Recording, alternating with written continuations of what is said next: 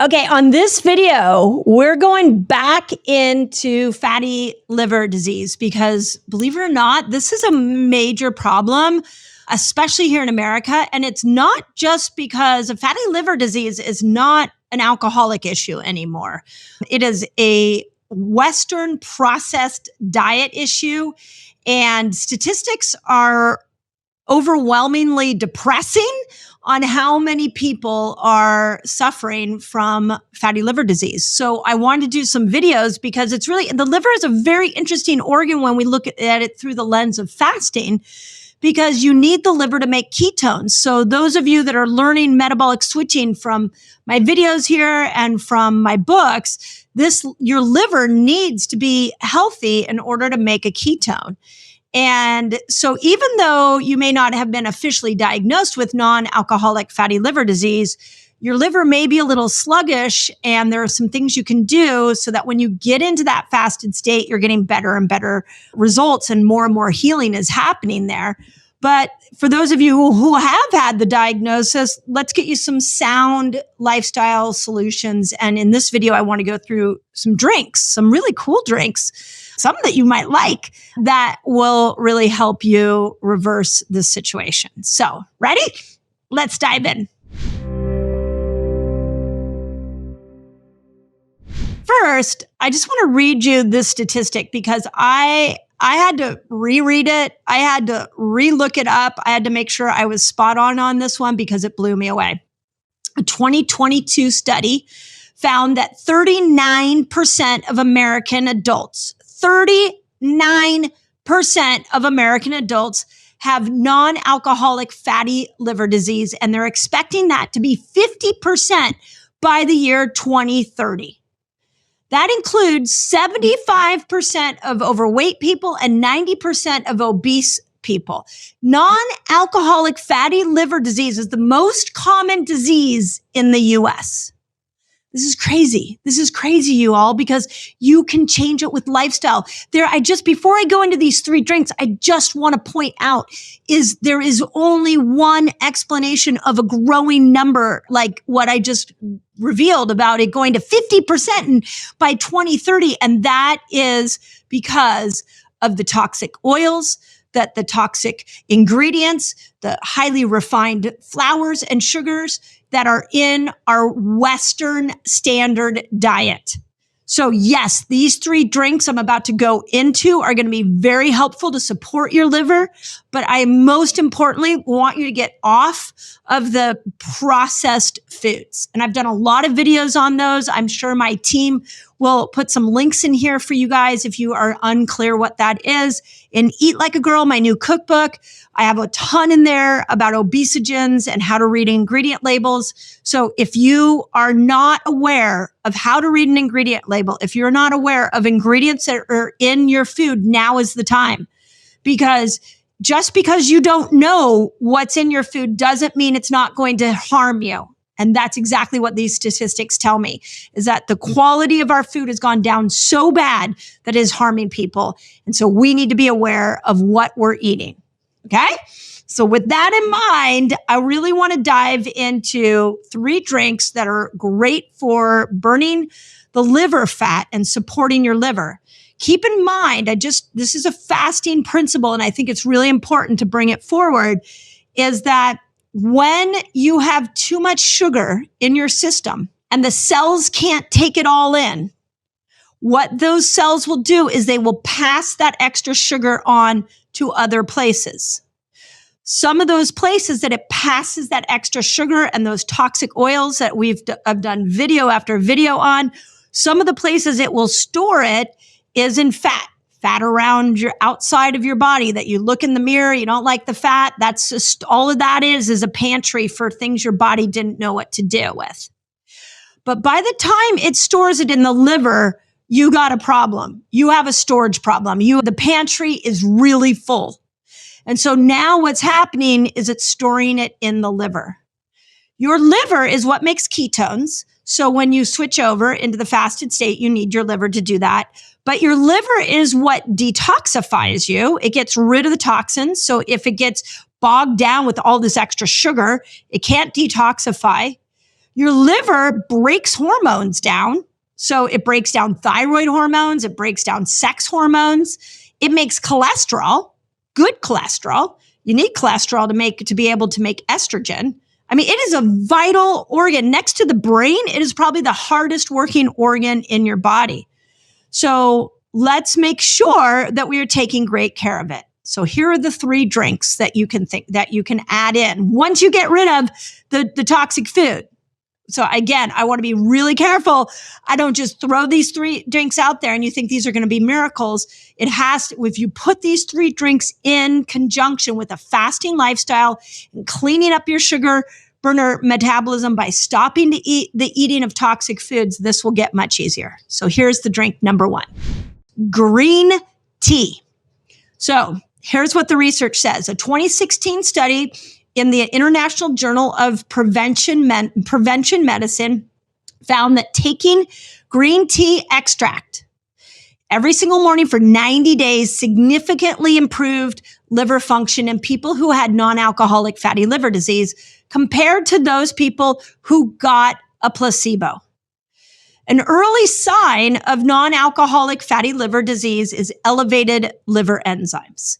So those of you that have a blood test, this is your AST, your ALT on your blood test, and that a extract, and I'll explain in a moment what the dosage is, every single morning for 90 days helps those enzymes, that enzyme level come down. And so in this study, what they found is that the participants in the green tea group, they did a placebo group and they did a green tea group, saw their liver enzymes come back down into a healthy range when every morning they did 1 to 2 cups of green tea daily for 90 days. That's pretty impressive. That's a really impressive statistic. I'm not going to lie. Organic is what I would recommend. Matcha green tea also has the added benefit of stopping blood flow to tumors, especially breast tissue. I've done some videos on that. Dr. William Lee came on my Resetter podcast and we talked about that. So this is a pretty easy fix, but make sure that if you correct your diet and then you add the green tea in. So why does green tea work? Well, green tea is incredibly high in an antioxidant content. Now let's talk about what an antioxidant is for a moment. Something that oxidizes means it's breaking down, that it's aging really quickly. A great example of this is if you take a bite of an apple and you leave that apple out on the countertop and it starts to oxidize, it starts to get brown. That is oxidation. So it is the breaking, is like the rotting. It's the rotting of that tissue. What an antioxidant does is it stops that. So when you hear people talk about, oh, you need more antioxidants in your diet, it's so that you stop the breakdown of healthy tissue, the aging, the decaying of healthy tissue that comes with that Western diet. Well, this particular study on green tea said that green tea is incredibly high in antioxidants. And the study noted particularly that it's especially high in catechins, which are a group of antioxidants that enhance fat burning and they decrease triglycerides levels while lowering inflammation. So phenomenal. The earth provided us something incredible in green tea where we have this antioxidant specifically helping burn fat on the liver. So try 1 to 2 glasses or cups in the morning. Okay, number 2. Number 2 is beet juice. And I'll tell you the way I like to do beet juice. I like to do beet kvass. Beet kvass is a fermented juice. If you don't have beet kvass, then just get beet juice. And it doesn't have to be fermented, but the fermented adds a little extra stab, a little extra healing power because you get all those probiotics. So a 2023 study in the Frontiers in Nutrition found that drinking beet juice daily for 12 weeks improved almost every measurement of liver health in patients with non-alcoholic fatty liver disease. The reason for that is that beet juice is high in betaine. Betaine is a compound that prevents fat from depositing on your liver. So if you can find a good quality beet juice, make it yourself. You could go and get organic beets. You can put it through a juice press. And what you want to do is drink it daily. So this study found daily for 12 weeks. And what happened was those who drank beet juice daily had lower liver enzymes, lower bilirubin. High bilirubin is a sign of a failing liver. They had lower liver cholesterol. So those of you who are worried about cholesterol, try drinking beet juice every single day. They lowered the triglycerides and they decreased swelling and inflammation. That same study that I'm quoting, it found that people, when they combined beet juice, specifically beetroot juice, but I want to tell you what the study said, but then I also want to say, don't get too lost in the vernacular here. Just get some beet juice, find some beet juice some beets. But this study found that people, when they combined beetroot juice with a high-fat Mediterranean diet, high fat, it doesn't mean bad. High fat means good. The Mediterranean diet has a lot of good fat. So olive oil, fatty fish, vegetables can have some fat, chicken, legumes. That if they took a beet juice every single day and they combined that with a Mediterranean type diet, they saw greater improvements in their liver health, more than just drinking the beet juice. So let's go back to putting this in a system again. Drink your green tea in the morning, have a cup of beet juice, get rid of the toxic Western diet, and add in more of a Mediterranean diet, olive oil, vegetables, fatty fish, chicken, legumes. This continues to be the diet that over and over again is proving to us that you can support great health. A 2019 study in the Current Research in Nutrition and Food Sciences found a similar result. So this wasn't just one study, that people with fatty liver disease, if they drank a powdered beet juice for 12 weeks. So maybe some of you can pop into your health food store. I don't have a particular powdered beet juice that I'm going to recommend, but the people who drank powdered beet juice for over 12 weeks showed improvement in liver function. And the researchers went on to say that beet juice has a protective effect against liver fat accumulation. So those of you who maybe have fatty liver disease in your family, and you're looking to prevent it, maybe adding in like a powdered beet juice on a daily basis can be preventative. That's what I read in this study. So we've got green juice and we've got beet juice. So far, I don't think I've said anything that's too egregious, right? Like put in the comments, like anything, either of those two hard to do? I think they're pretty easy. They may not be the most enjoyable, but you know what's not enjoyable? Non-alcoholic fatty liver disease. I'd rather drink green tea and have beet juice than have to suffer from the symptoms of non-alcoholic fatty liver disease. So sometimes we do behaviors that might not be that appealing, but they have such a positive effect for us that we do them anyways. Okay, number 3, the third drink, you're gonna like this one, is coffee, preferably caffeinated. So, I think some of you over the years, you've heard me talk a lot about when I've taught people to metabolically switch and get into this fasting window. Sometimes people really struggle with the fasting window. And so we do coffee enemas. Whenever you think coffee, clean coffee, and we'll talk about coffee here in a moment, and you think liver, those two go hand in hand. And there's a large reason for it is that coffee has a dilating effect to the liver. So when the liver is getting bogged down with toxins, when the liver is getting bogged down with all the extra sugar, it's like a traffic jam in there. And it can't get all of the toxins and the bile and everything that the liver and the gallbladder does for your health. It can't get into a part of a duct that comes off your liver and gallbladder called your common bile duct. So everything gets like sludge that gets stagnant in there. So coffee not only is the single best source of antioxidants in most diets. This is why a good source of coffee can be very protective. But a 2021 review in Nutrients Journal found that drinking coffee daily is linked to decreased risk of non-alcoholic fatty liver disease. This is not your franchised coffee. This is not going in to Starbucks or Pete's or Dunkin' Donuts. Like, this is not that. This is organic, clean coffee. So I just want to be clear that your daily Frappuccino is not what this is. The daily Frappuccino is actually causing more problems and is contributing to fatty liver disease. But if you're at home doing a drip or a French press coffee with organic, no pesticides on it, now we have a health food. Now we have something that can help the liver tremendously. Now, for those coffee drinkers out there, if you're like me, I love coffee. Coffee consumption slows or even reverses the disease progression. So, and specifically in people with non-alcoholic fatty liver disease. So, if you've already got to that point where it's bad, you have a bad diagnosis, you can actually reverse it using coffee.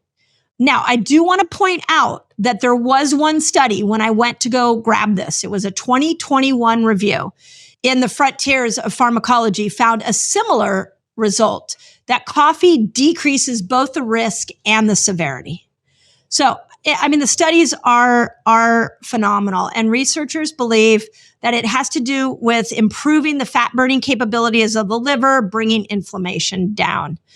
There is something that happens when we drink caffeine, and this is why we want you to drink, or I want you to drink the caffeinated version. I'm not talking 10 cups, I'm talking 1 or 2 cups. Is that when you drink coffee, your liver breaks that caffeine down, and there's a byproduct called paraxanthin. And paraxanthin, this byproduct of caffeine, actually floods into your bloodstream, and it goes to the liver cells.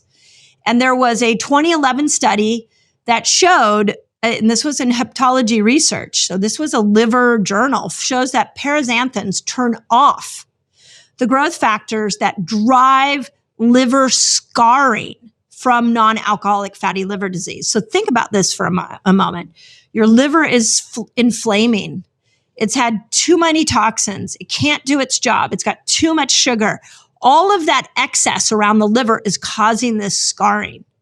When we do coffee with caffeine in it, that caffeine breaks down into a paraxanthin, and that paraxanthin turns off the growth factors that cause the liver to scar.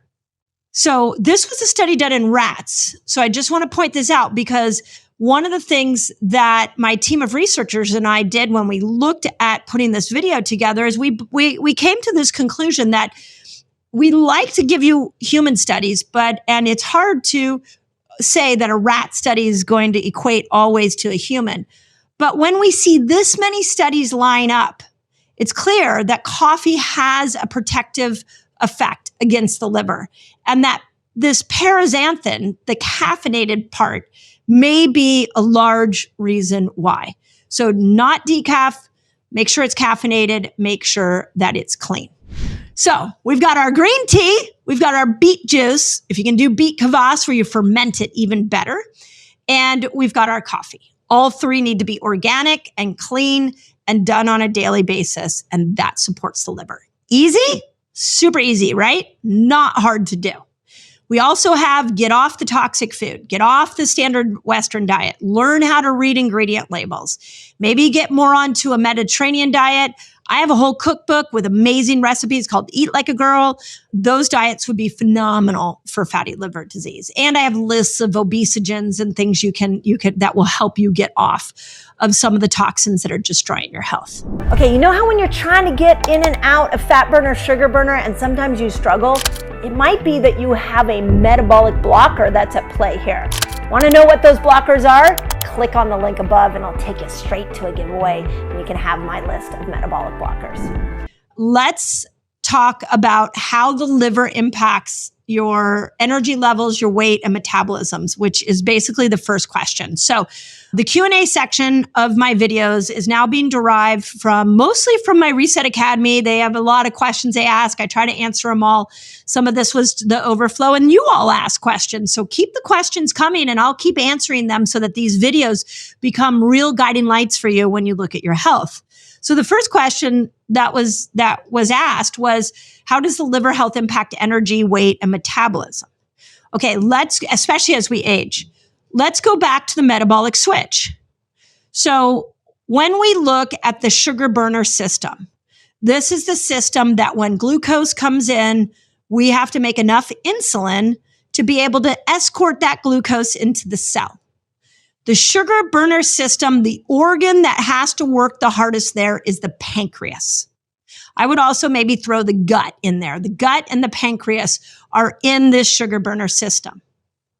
When we go without food for 8 hours or longer, and we're starting to metabolically switch into this other system, what we're doing is we're making sure that we burn energy from fat and we make something called a ketone. And there's only one organ that can do that, and that's the liver. So the fat burning system, making ketones, our fasted state is all the liver. So when you ask, how does the liver health impact energy, weight, and metabolism? Well, you're going to burn fat better when your liver works better. You're going to get the energy of ketones, which is really important for the aging brain, especially women. Women, when we lose estradiol, as we go through the perimenopause, menopausal phase, what happens is that we start to get the brain fog, we get the ADHD. And if you can get more, and we become less glucose sensitive in our brain. So the more you can spend in this fasted state making a ketone, the better. So I recommend that the liver, again, next to the brain, the liver is the most important, especially as we age. Question number 2. This one's really good. What are the early signs of poor liver health that people can look for before it becomes a major issue? Okay, I'm going to tell you, oh my God, I have so many fun ones. First, if you can't make ketones, that's the first sign. If you're like, hey, Dr. Mindy, I've been fasting 15, 16, 17 hours and I'm suffering and I can't make a ketone. That is a congested liver. Try some castor oil packs, try a coffee enema, try these juices I just mentioned, these drinks. We need to support your liver. So the first one is you're struggling in the fasted state.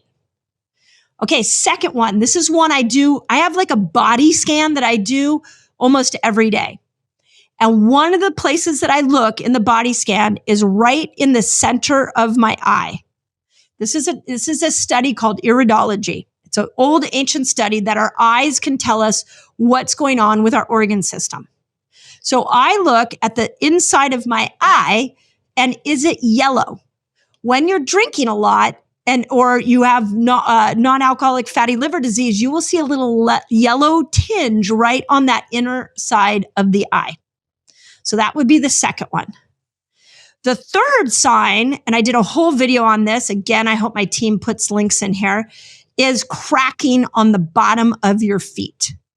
So when the liver gets bogged down and the portal vein is congested, the portal vein is taking blood out. Veins take blood out of organs. Arteries bring blood in. When the vein is congested, it can't get blood flow out of the liver, then it affects blood flow specifically down to your lower extremities, mostly your feet. So when your feet are cracking on the bottom, they're dry and cracking, that can be a sign of poor liver health. So the 3 most common signs when I'm working with a patient that I really look at is, can you get into ketosis? How are you doing in the fasted state? What's going on the inner part of your eye? Do we have a yellow tinge going on in there? And let's look at the bottom of your feet. Those are my 3 favorite things. Last question. Does eating liver or liver supplements actually benefit your own liver health? And are there any risks in including it in a regular diet? Well, this is a great question. And one of the things I would say is that one of the major principles of homeopathy is that like heals like.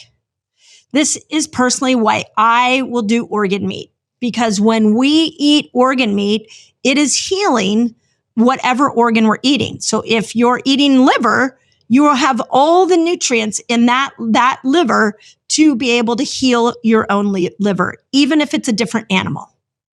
So the question is, does eating liver or taking liver supplements benefit your liver health? The answer is absolutely. We used to do chicken hearts all the time. My son, when he was in high school, he loved chicken hearts and he was playing a lot of soccer and he was cardiovascularly, working incredibly hard. And so I was so happy to figure out how to make a chicken heart recipe that he loved. I always like heals like. So really, let's if we keep that concept super important. Now, are there any risks to including it in the regular diet? Well, the liver is the detox organ for every animal, for every species. So I would want it to come from an organic an animal that was treated. Let's phrase it this way: an animal that didn't have antibiotics put in it, that wasn't pumped full of hormones, and was grass-fed. So that liver is fairly clean. That's the way I would look at it. Now, there are some incredible supplements out there. Paleo Valley has a great liver supplement.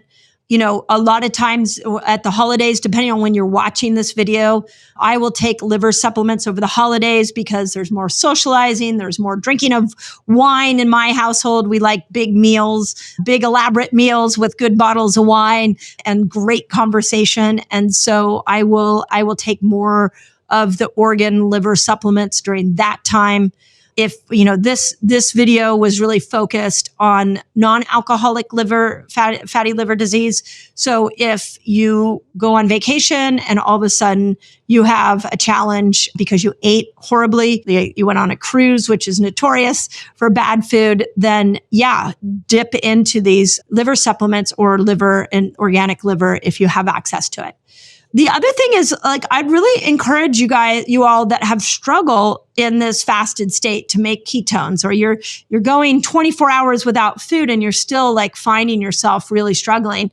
I would really encourage you to look to your liver and support your liver with things like eating liver and liver supplements and these 3 drinks. You don't have to have non-alcoholic fatty liver disease to see the challenges of a congested liver. So I just want to point that out as well, that can be really, really helpful, that we can take a video like this and apply it to the everyday fasting lifestyle that we need to have support for great liver health. There you go. Those are my thoughts on non-alcoholic fatty liver disease. It just burdens and breaks my heart that's such a high incidence here in America. We really can overturn this through knowledge. So if you know somebody who's got fatty liver disease, you've made it this far through the video, please send this to them. We are more powerful together. But this is not a chronic disease that you have no power over. You have all the power once you understand videos like this. So as always, I hope that helps. Okay, where are my gals that are struggling with hormonal imbalance? Bloated, feeling like you're not making progress with weight loss? You need to add these foods in so that you can support better hormonal health. There is a lifestyle that estrogen wants you to live, and there is a lifestyle that progesterone wants you to live.